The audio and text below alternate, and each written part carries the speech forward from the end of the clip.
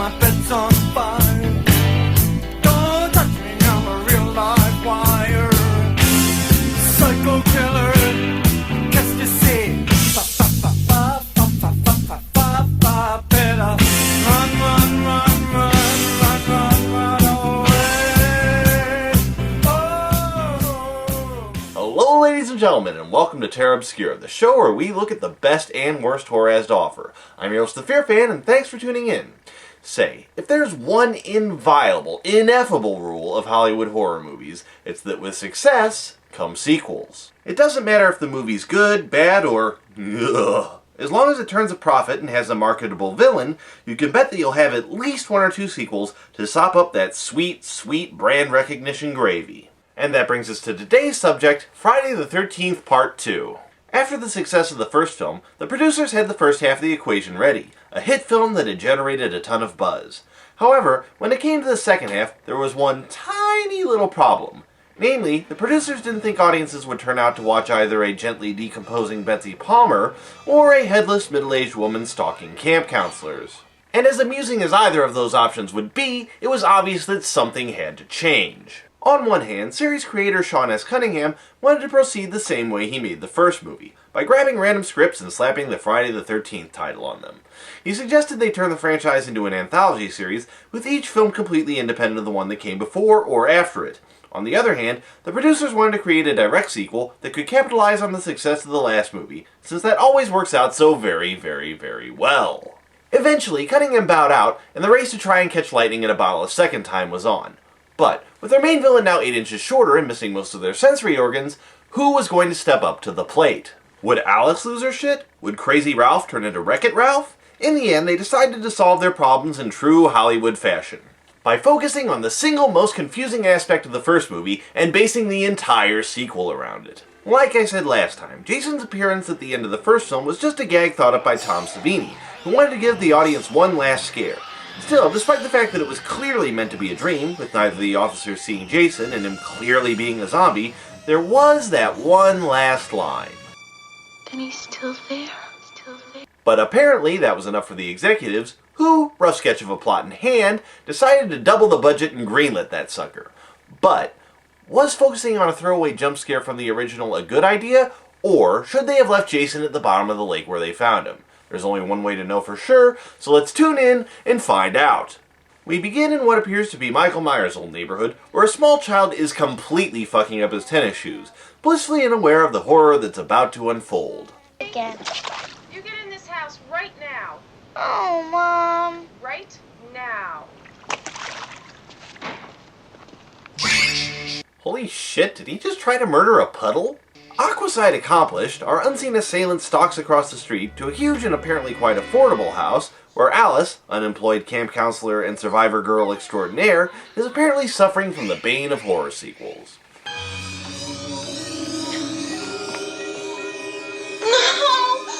Hey, I hate stock footage flashbacks too, but you don't see me whining about it. So, after suffering through the last 10 minutes of the previous movie, Alice makes the ultimate horror movie heroine mistake of taking a shower.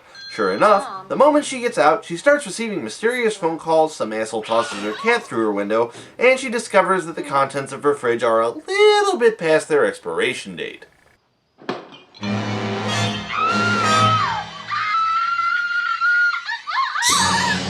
And the lesson here is, if you want to survive a horror movie, never shower. Still, it seems a little weird that Jason would leave Crystal Lake to come after her, although maybe it's not so weird given that she only lives... Hey, wait a second.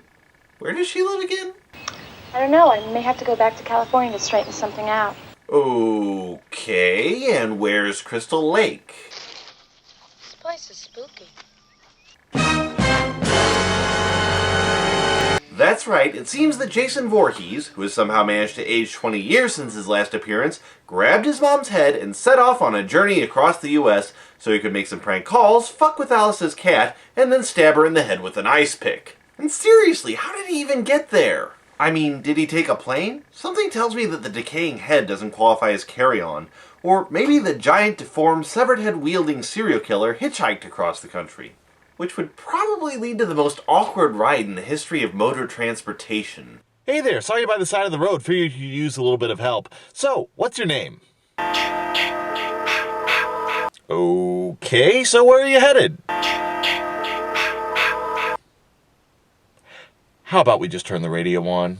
Road trip of the damn notwithstanding, once he's done picking Alice's brain, Jason sits down for a nice cup of chamomile as the opening credits roll. Putting aside Jason's big day out for a moment, Alice's death sends a clear message to the audience that this time, nobody's safe, nothing is sacred, and that anything could happen to anyone at any time. Things are about to get intense. Too intense. Hey, I did say no one was safe, didn't I? Anyway, speaking of people who aren't safe, it's time for us to meet our victims.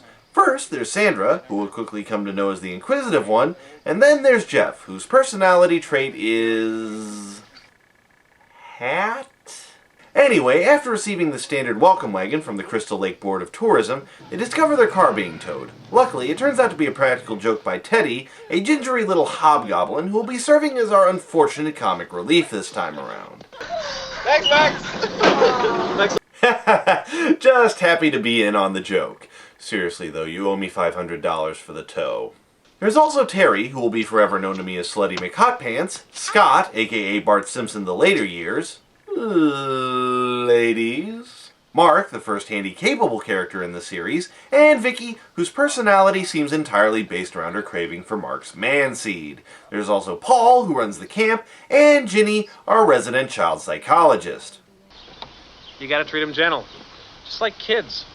Use a little of that child psychology you're majoring in.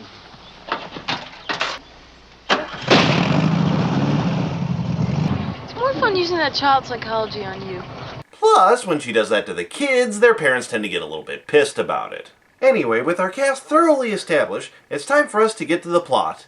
And by plot, I unfortunately mean another recap of the previous movie. 5 long years he's been dormant. And he's hungry. Jason's out there. Alright, we get it. Jason bad. Could we please have him pop up and murder somebody to prove it? Wow. Makeup's a bit of a step down from Tom Savini, isn't it? Of course, it turns out that it's just Teddy's scrawny ass in a loincloth, as if that wasn't horrifying enough. Once they've managed to wash the taste of vomit out after that little adventure, it's time to see the gang enjoying a quiet night in, with Teddy enjoying some video games, Mark doing some arm wrestling, and as usual, Scotty gets all the bitches. So there I was, sitting in this fast food joint, thinking to myself, Scott, old boy, what are you going to do with the rest of your life?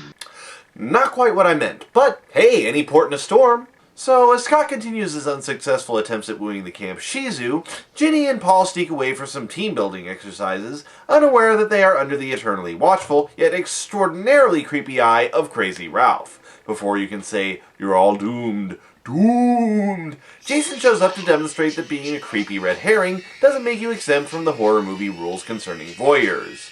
Damn, there goes my theory about not showering keeping you safe in horror movies. Anyway, the next morning, while the Crystal Lake Gazette puts out an ad for a new crazy old guy to warn teenagers away, we get a scene of Ginny waking up to a rather confusing message from Paul warning her about bears. I mean, I've watched this movie at least a dozen times. I've never quite gotten that joke. I mean, is he talking about... Hey, wait a second. What was that they were saying earlier? Among other things, this is bear country. If you're a woman, don't use perfume.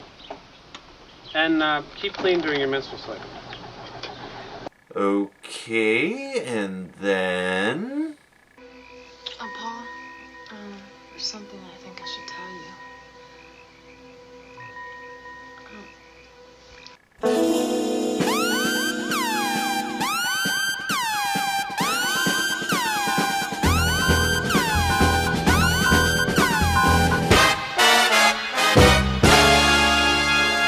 So, with Paul having earned his Red Wings, and after Jason has met Scott's new girlfriend with predictable results, Jeff and Sandra decide to head for the side of the massacre from the first film because, let's face it, that shit's apparently catnip to horror movie teens. Unfortunately, little do they know that Jason stalks behind, eager to continue his murderous rampage. Damn, first puddles and now tree roots? I've heard of actors chewing the scenery before, but I've never seen one try to murder it. Of course, it turns out that Jason's already graduated to small animals, as it appears that he's mistaken Terry's dog Muffin for an actual muffin. Either that, or he's just really into traditional Korean food. Before they can find a stick to poke Jason's latest victim/meal with, they find themselves stopped by the sheriff, who I'm just going to call Sheriff Beefy. Okay, you two, take off, and I'll talk to you at dinner, all right? We'll never do it again, sir. Thanks, Mr. Holt. You're not even gonna reprimand him? No punishment? What kind of place is this? Ginny, Yes, Paul. no seconds on dessert for Jeff and Sandra tonight? Can I have theirs? Sadly, before Sheriff Beefy can claim his just desserts, he encounters his two greatest nemeses, Jason Voorhees and Light Jogging.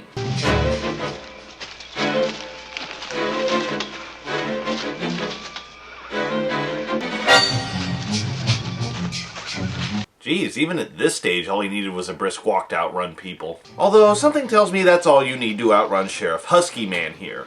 Anyway, after that somewhat mild pursuit, he finds himself at Jason's crazy hobo shack, where he discovers not only that Jason is apparently an appalling housekeeper, but also an equally poor neurosurgeon. Stop. Hammer time. So, while Jason sees whether or not the sheriff's head is full of delicious candy, our group of counselors decides to cover all the horror movie bases they can. They decide to split up, with one half going to get wasted at a local bar, while the rest stick around to investigate strange noises, go looking for lost pets, Muffin? and, of course, when all else fails, go skinny dipping. Hey look, I'm just one cliche away from slasher movie bingo. Don't fail me now. Jeff, don't wear yourself out. You want to wrestle? Come with me.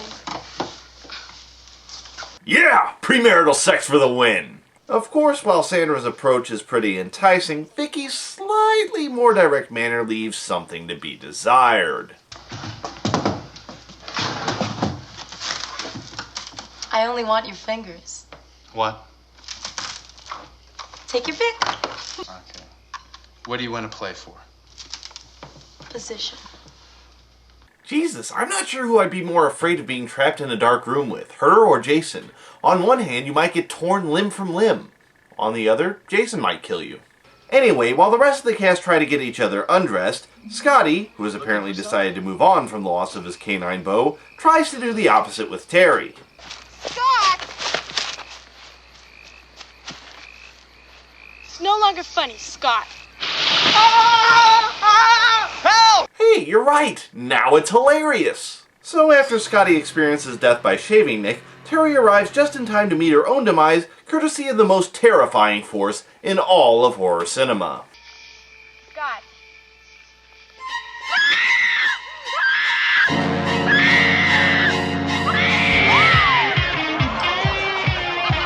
Jeez, I know generic rock guitar sucks, but it's not that bad. Hell, the rest of the cast don't seem to mind, and they even manage a bit of drunken speculation about Jason. What if there is a Jason? Oh, bullshit, Ginny. No, what if there is some kind of boy or beast running around Camp Crystal Lake? I mean, let's try to think beyond the legend, put it in real terms. I mean, what would he be like today? Some kind of out-of-control psychopath? A frightened retard? A child trapped in a man's body? Well, either that, or he's some sort of ridiculous body-swapping vag worm summoned into being by both the unholy powers of the Necronomicon and the yet unholier power of a studio that has absolutely no idea how to treat a beloved horror franchise. But then, that would just be ridiculous, wouldn't it? Elsewhere, Vicky, having finally seduced Mark with all the subtlety of Hitler romancing Poland, decides to freshen up a bit.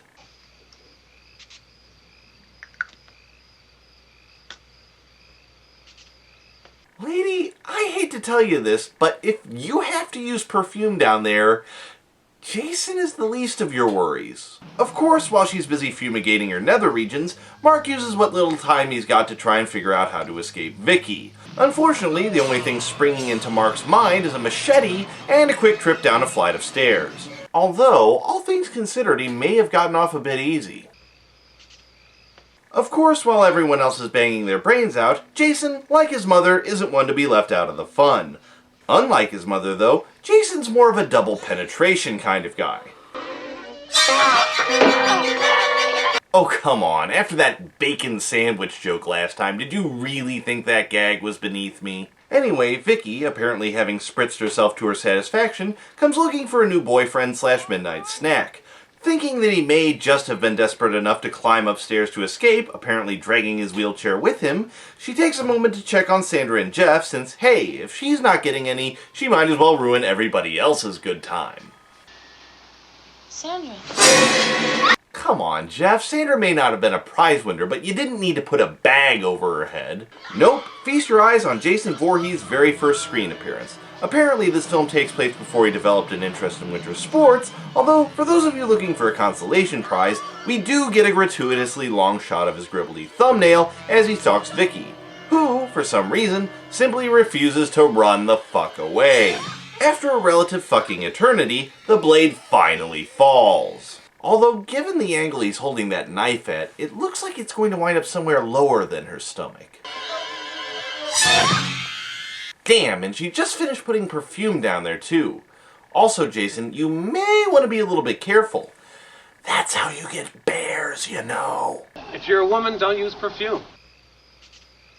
Since spending the rest of the movie focusing on Jason cleaning up his mess would be a bit of an anticlimax, Ginny and Paul arrive just in time to discover that something is very, very wrong at this summer camp. These kids smoke better dope than I do.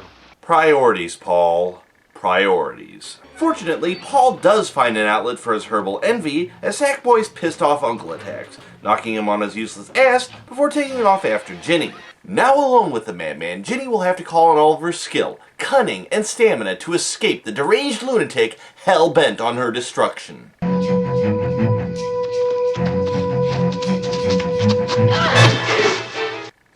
Also effective. I wonder why no one's ever tried that before.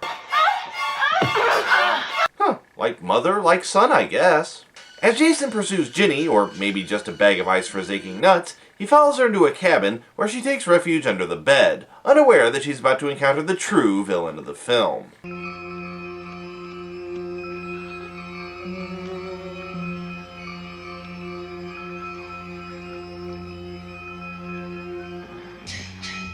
Oh, come on. Did he seriously train that rat to pee when it finds a victim? Of course, our guest star from Willard can't stop Jason from falling victim to his greatest nemesis, shoddy Amish craftsmanship. Well, that, and awesome frigging Survivor girls who come at him with a goddamn chainsaw before trying to finish him off with a WWE-style chair smash. Ha! Your little cheese-eating pals can't help you now, can they, douchebag? Hey, wait a second. The rat was up by her face, then we see the puddle forming by the foot of the bed, and when we cut back, the rat's still by her face. How did... Wait. She didn't. She did. Yup, vicious urban legend comes to life and slaughters all your friends. No sweat. Harmless rodent comes within 2 feet of you. Pants soiling terror. So, hoping to find both escape and a clean pair of pants, Ginny escapes to the one safe place she can think of, the nearest terrifying hobo shack. Unlike our unfortunate friend Sheriff Beefy, rather than getting a hammer to the skull, she gets a first-hand look at Betsy Palmer's desiccated head, which means the hammer might have actually been a mercy. Donning her no doubt extremely funky-smelling sweater, Ginny tries to employ her greatest weapon yet against Jason: child psychology. Jason! It's all done, Jason. You've done your job well, and Mommy is pleased. That's a good boy. Now come to Mommy. Come on. And just for the record, I would love to see the college that teaches a class on how to calm kids down by dressing up like their dead parents.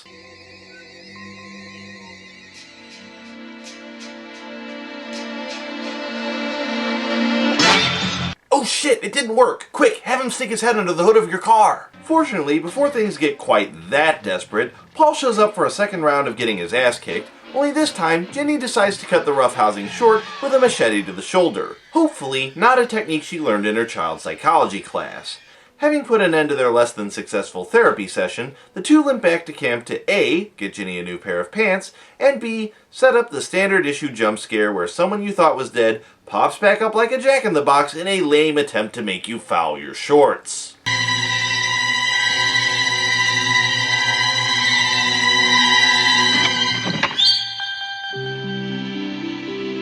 Well, that was unconventional, but not nearly as bad as I expect.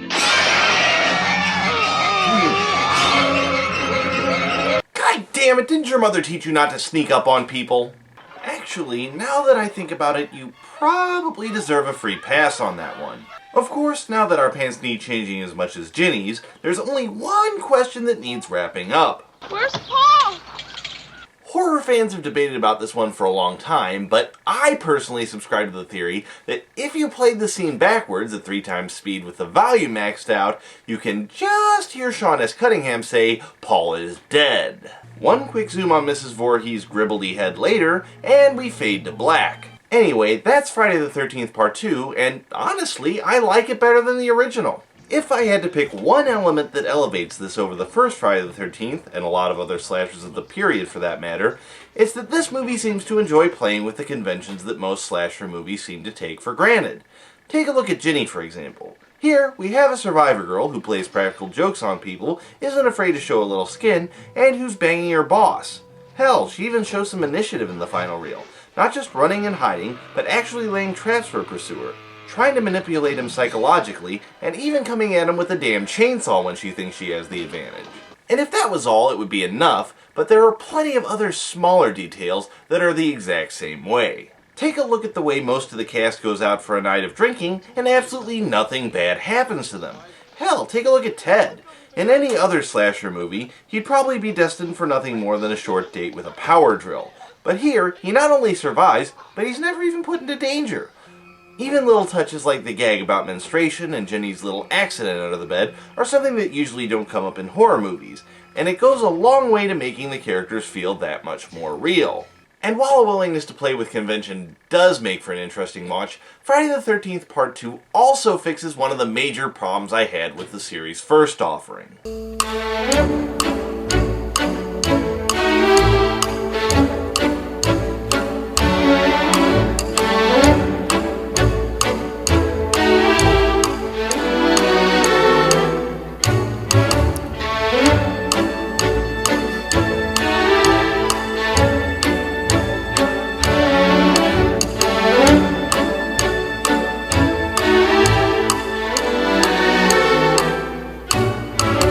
Yep, the interminable scenes where absolutely nothing happens are gone.